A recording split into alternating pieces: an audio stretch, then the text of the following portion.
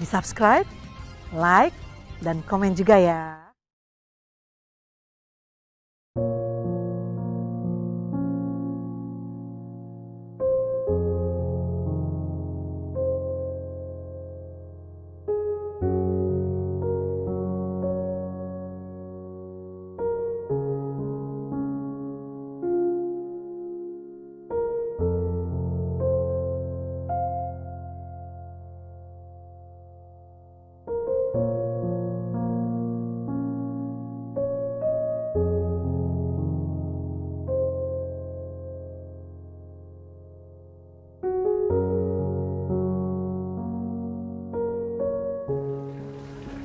Assalamualaikum Bren, selamat siang.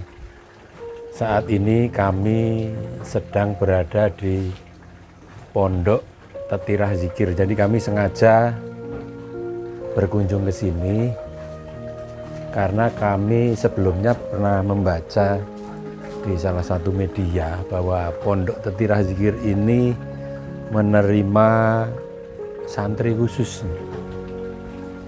Santri khusus yaitu penyandang ODGJ salah satunya.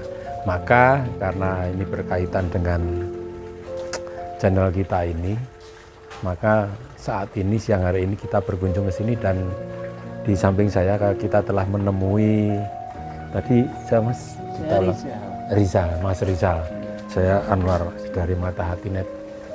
Jadi kalau posisinya Mas Rizal ini di sini sebagai admin dan sekretaris di Pondok Tetirah Zikir. Oh gitu. Oh ya. Jadi saya Mas bisa cerita nggak?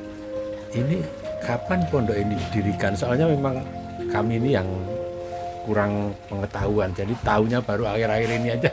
Oh iya. Iya. Baik Pak. Bahwa pondok ini sebenarnya sudah bergerak sejak lama. Dulu kan Bapak Kiai, Bapak Muhammad Hardono itu bergerak belum dalam nama lembaga. Masih istilah itu ikut dengan yayasan-yayasan yang lainnya. Oh, iya. Nah, kami berdiri sendiri resmi dengan nama Panti Rehabilitasi Pondok Tetirah Zikir itu tahun 2012. Tapi sebelumnya kami udah ada Pak. Belum lembaga. Cukup lama. Oh. Iya, udah cukup lama tapi belum berbentuk lembaga. Masih kayak keluarga, kemudian ada santri-santri dari jalan itu kami angkut, kami bina, kami sembuhkan seperti itu. Resmi baru tahun 2012 terdaftar di pemerintah Kabupaten Sleman. Jadi berbadan hukum mulai itu ya? Iya, mulai itu. Jadi kalau sebelum-sebelumnya sudah mulai tahun berapa itu? Kalau Bapak Kiai itu tahun 2001 sudah ada 1-2 orang itu diterima di rumahnya sendiri. Kemudian dia treatment dengan menggunakan metode zikir. Ya alhamdulillah bisa sembuh. Semenjak itu kan santrinya bertambah. Iya. Terus dulu sempat bergabung dengan Yayasan Inaba Suryalaya juga. Oh, yang Suryalaya itu apa? Iya. Siapa itu ya? Abah Anom. Abah Anom ya. Itu tahun 2009. Kemudian setelah itu kami pisah, kemudian mendirikan sendiri tahun 2010. Berdiri sendiri kemudian. Untuk metode kami menggunakan metode Thariqah Qadiriyah wa Naqsyabandiyah seperti Abah Anom. Seperti Abah Anom. Iya. Terus sampai dari dulu sampai sekarang itu kira-kira sudah menangani berapa orang ya? Udah banyak sekali Pak. Kalau saya itu menjadi admin di sini mulai tahun 2019. Saya catat itu sudah ada sekitar 400-500 orang santri itu yang tercatat dari tahun itu Pak. Kalau sebelumnya itu udah hilang. Sudah nggak tercatat ya sebelumnya ya? Sudah hampir 1000 atau berapa orang. Jadi ya sudah banyak dan sudah banyak. lama ya. Berarti saya yang kurang pengetahuan ini baru tahu. Sudah banyak sekali Pak di sini tuh santri yang udah keluar kemudian mengabdi di masyarakat atau bahkan yang sampai sekarang dari dulu masih di sini juga ada. Iya. Itu banyak Pak santri kami. Untuk saat ini kami menampung sekitar 140 orang santri dari Indonesia Raya, ada yang dari luar Pulau Jawa juga. Oh ya, kalau dari luar Pulau Jawa dari mana aja itu? Dari Medan itu ada. Dari Medan. Kemudian kemarin kami terima dari Merauke, tapi dia alhamdulillah udah sembuh, udah pulang. Dari Gorontalo juga ada, dari Kalimantan juga ada orang Dayak itu. Oh, gitu ya. Iya. Jadi kalau yang itu yang dari jauh-jauh itu memang sengaja oleh keluarganya memang dititipkan di sini gitu ya. Iya, sengaja diantar keluarga untuk bukan di pondok kami. Nah kalau misalkan kalau ada yang sampai apa kelayapan di jalan itu gimana kalau ada yang menyerahkan gitu? Iya, untuk dulu sebelum kami istilahnya menggunakan sistem administrasi seperti ini, kami terima semua dari siapapun, kami terima laporan dari masyarakat, kami terima, kami tampung di sini. Ini untuk belakangan ini karena kami sudah over kapasitas, Pak. Kami kan ada 140. Sedangkan kapasitas cuma 100 orang. Oh gitu ya, Jadi sudah over capacity ini sebenarnya. Kami melakukan pembatasan. Iya, kami iya. terima yang ada penanggung jawabnya supaya nanti bisa kita kembalikan ke rumah. Iya, memang maksud tujuannya seperti itu ya. Iya, Pak. Namanya juga rehabilitasi gitu ya. Oh gitu. Nah, terus memang ini yang diterima laki perempuan atau Laki-laki, Pak. hanya khusus laki-laki Khusus aja? Laki-laki. Kami pernah menerima perempuan tapi harus ada pendampingan dari keluarga karena relawan kami cowok semua. Oh, Dan nanti ada beberapa poin peraturan kalau cewek kan harus dipisah tempatnya. Iya. Satu lingkungan. Kami belum ada itu tempatnya. Belum ada. Oh, ya. Jadi memang misalkan kalau dari dinas sosial itu ada nggak yang nitipkan di sini, misalnya dinas sosial Jogja atau mana itu? Pernah ada yang Pernah melakukan ada. di sini.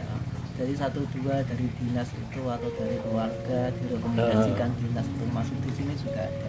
Oh, ya.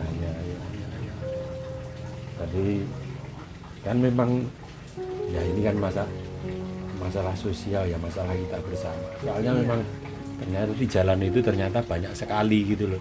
Ketika kita keliling itu ya hampir tidak pernah tidak ketemu gitu loh. Iya, Sering ketemunya mesti Iya, itu. iya, Pak. Sehingga kami juga pernah berkunjung ke pondok yang di Klayen ya, Gunung Kidul itu. Itu ya kapasitasnya ya kurang.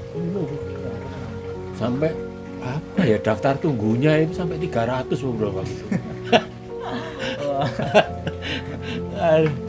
Iya, jadi wah, ini. Iya, Pak, karena ya jumlah orang dengan gangguan jiwa semakin lama semakin bertambah, Pak. Apalagi corona kemarin kan banyak yang depresi itu. Oh iya. Iya, Pak. Entah usahanya gagal atau permasalahan ekonomi rumah tangga, kemudian ya stres itu ada seperti itu. Ada yang anu nggak Mas, apa? Karena gagal jadi anggota dewan gitu, gagal nyalek. Dulu pernah ada ya? Ada apa? Itu siapa ya? Saya lupa. Sudah sepuh sih memang dulu Iya. caleg DPR RI, tapi dia bilang saya disabotase jadi nggak bisa jadi DPR. Terus stres masuk sini itu aja. Oh iya, wah ya.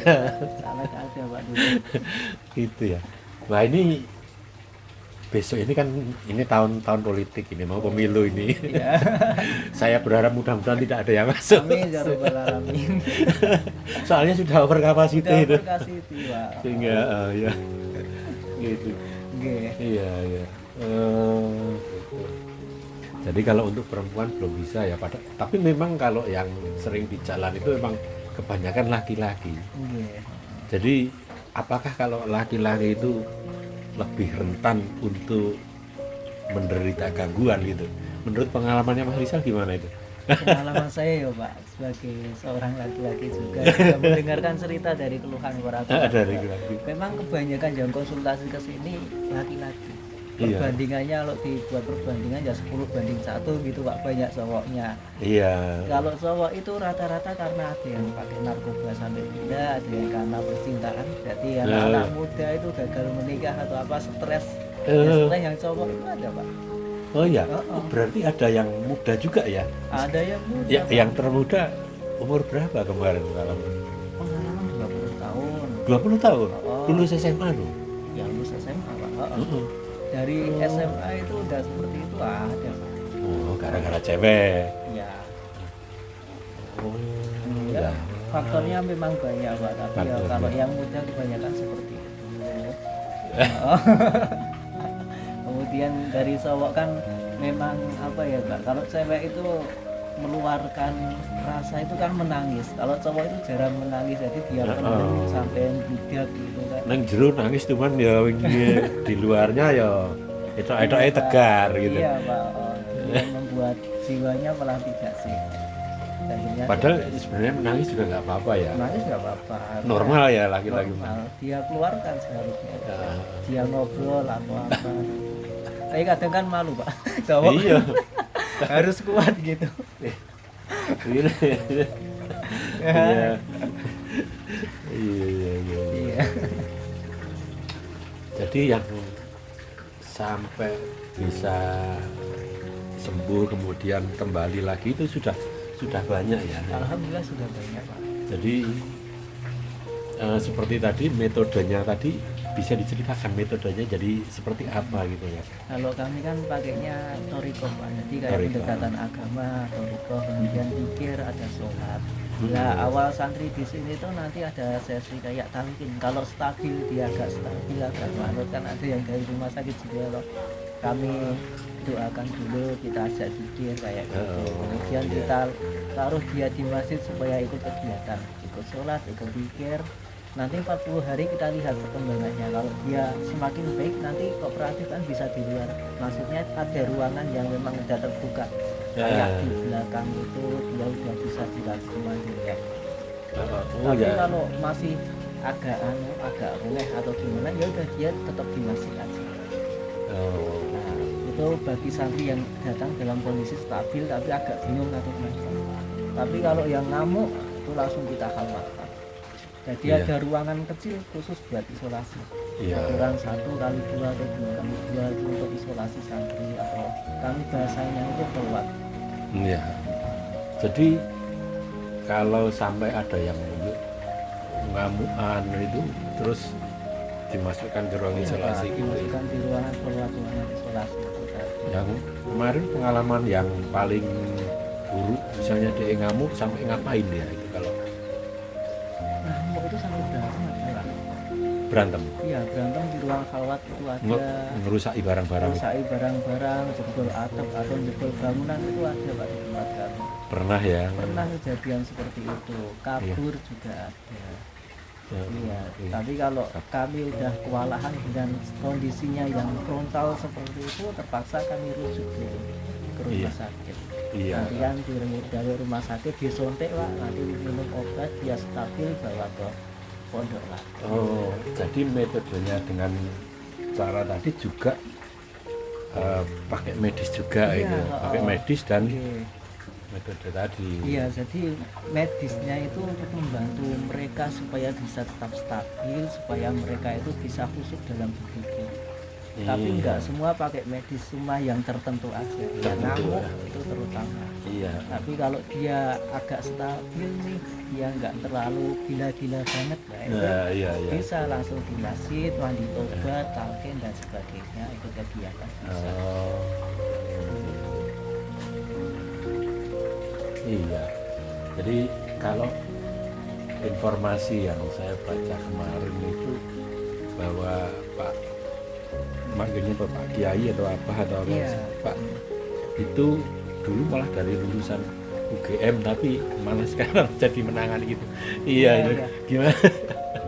Kalau itu pribadi dari Pak Kiai saya juga kurang paham. Cuma beliau pernah cerita juga tuh Pak ya, bahwa memang lulusan UGM sejarah Pak Sejarah, dia, iya. kemudian beliau lulus itu cari kerja juga, tapi nggak tahu kenapa kemudian dia sempat depresi. Oh, Nah gitu. setelah itu dia berguru sama Abah Anom, kemudian Di Surabaya. menjadikan memiliki jati diri, menemukan jati dirinya. Jadi dia itu sempat kayak bingung karena kehilangan jati diri atau apa. Iya. Dan melalui metodenya Abah Anom dia bisa bangkit. Nah Oh. dari situlah dia Bang. punya cita-cita mulia. Saya ingin membantu orang-orang yang mengalami kasus seperti saya atau lebih buruk lagi. Iya. Dia selamatkan, kemudian dia temukan jati dirinya itu supaya dia bisa menjadi manusia mulia, normal Iya. seperti pada umumnya. ya kita mengembalikan harkat dan martabatnya sebagai Iya. manusia gitu. Nggih, betul Pak. Jadi dulu seperti itu. Iya. Nah, habis berburu di Abano cuma 2 bulan atau berapa bulan nggak lama. Iya. Kemudian di Kutol, ya itu tadi ada orang gangguan jiwa diajak zikir sholat. Oh, Alhamdulillah. beliau ini memang asli sini atau gimana? Asli sini? Asli Kutol sini Pak. Asli Oh. Sleman. Iya. Iya, iya, iya. Oh, jadi begitu ceritanya. Meskipun kita tidak selalu menangani ODGJ, juga ada yang banyak yang musafir, gitu. Juga ada yang karena dia gelandangan gitu aja. Jadi ya kita ajak ngobrol aja. Kita ajak ngobrol, kalau ada yang ya kita kasih makan, kita kasih pakaian aja. Lumayan seperti itu. Ya, cuman memang ya karena ini berkaitan karo channel kita itu, makanya kita terus mampir ke sini. Oh, Pengen iya. tahu. Banyak sekali ya Pak ODGJ yang ada di jalan yang tidak terurus gitu ya Pak. Saya juga karena saya itu cuma berdua sama adik saya. Dulu pernah ada sih yang apa, teman kami itu yang perempuan gitu. Sehingga kalau kita ketemu perempuan ada yang nangani. Cuman karena sekarang ini cuma dua laki-laki semua, kalau ketemu perempuan ya udah kita diamin, kita nggak kecuali kita coba, kita ajak ngobrol, kalau masih bisa ditangani ya udah kita ya. Kalau enggak ya udah kita nggak kita apa-apain, soalnya kita repot, soalnya kita mau membersihkan dia, mau mandikan, mau ganti pakaian kan nggak mungkin. Nggak mungkin. Ya Pak. Ya seperti kami sudah karena Ya. relawannya cowok kan nggak mungkin kami menerima cewek. Iya, ya itu. Padahal ya ada, tapi memang perbandingannya memang banyak laki-lakinya sih kalau di jalan. Iya Pak. Oh. Jadi kalau misalkan kami ketemu terus kita serahkan di sini gitu ya nggak bisa ya. Pertama karena sudah overkapasiti, yang Iya. kedua tidak ada penanggung jawabnya nanti gimana gitu. Karena kami juga harus kerjasama dengan puskesmas juga pemerintah, kan nanti harus ada data pribadinya Pak. Oh ya. Nah, biar nanti ketika dia di sini sakit, jadi di sini juga ada yang sakit Pak, entah kena kudik atau apa, ada BPJS bisa kami rujuk ke puskesmas. Ya. Jadi biar pelayanan kesehatan kami juga terpenuhi. Gitu.